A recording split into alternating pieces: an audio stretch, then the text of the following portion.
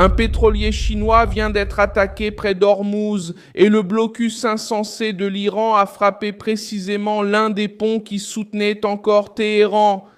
Ce vendredi 8 mai 2026, Pékin a confirmé qu'un pétrolier avec un équipage chinois a été attaqué dans la région du détroit d'Ormuz.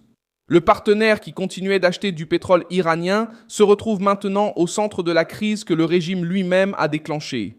Le navire se trouvait sur la route maritime près du Golfe, dans une zone où des cargos, des pétroliers et des navires commerciaux tentent de traverser sous un risque croissant.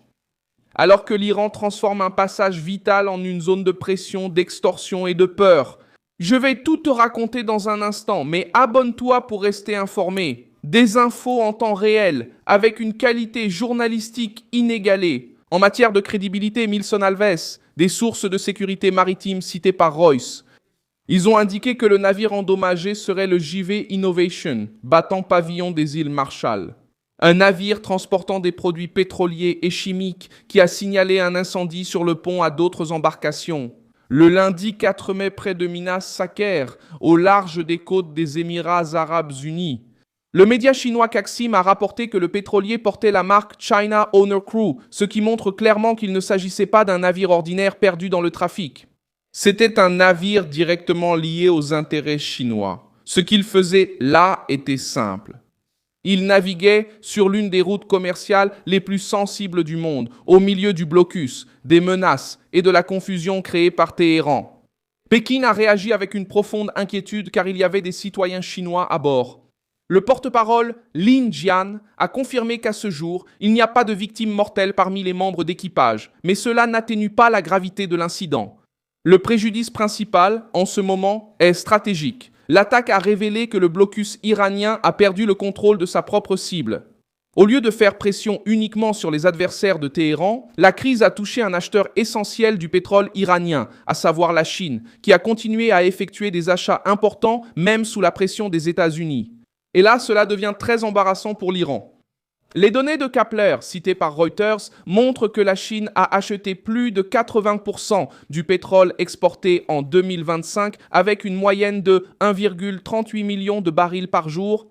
Ce volume représentait environ 13,4% de tout le pétrole que la Chine a importé par voie maritime cette année-là. Autrement dit, Téhéran n'a pas seulement visé un navire étranger sur une route tendue. La crise a touché le client, qui aide à maintenir l'entrée d'argent pour le régime iranien, alors qu'une grande partie du marché international évite ce pétrole à cause des sanctions américaines. L'attaque a également eu lieu avant une rencontre sensible à Pékin entre Wang Yi, le ministre des Affaires étrangères chinois, et Abbas Araghchi, le ministre iranien des Affaires étrangères. La réunion portait sur la réouverture du détroit. Le message adressé à Pékin a été amer. Alors que la Chine tentait de négocier une issue, un navire lié à ses intérêts a été touché dans les environs d'Ormuz.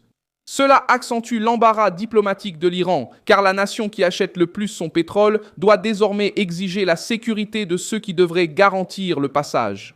Le blocus iranien a également pris une dimension de prélèvement forcé.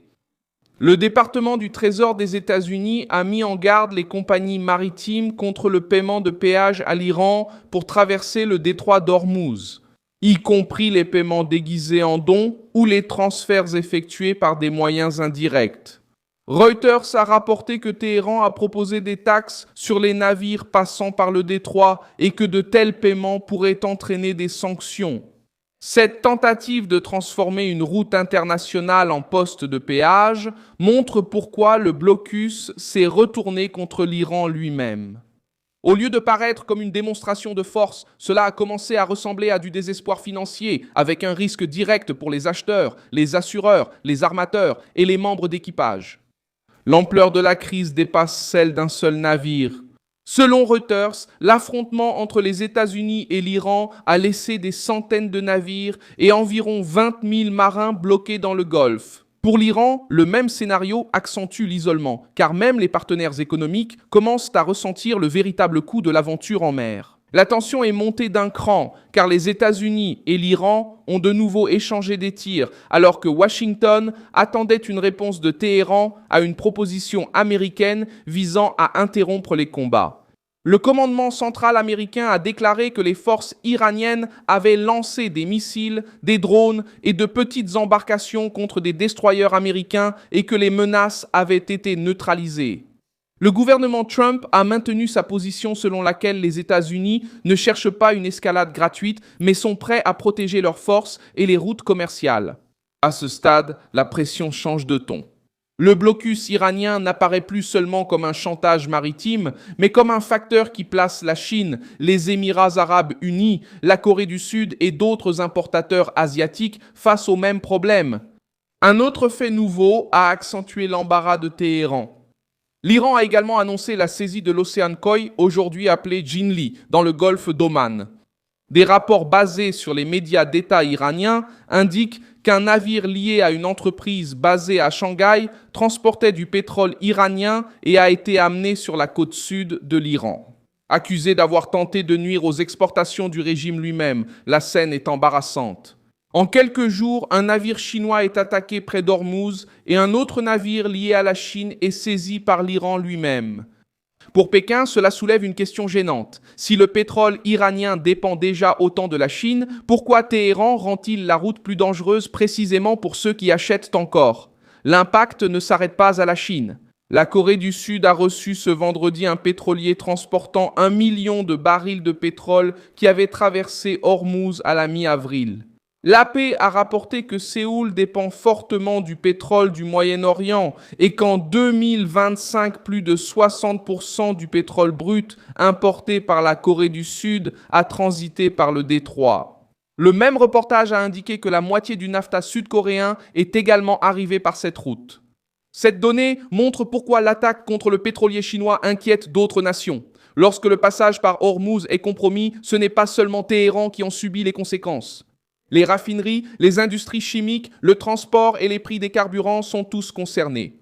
L'histoire montre que l'utilisation d'un passage maritime comme arme coûte souvent cher à ceux qui s'en servent politiquement.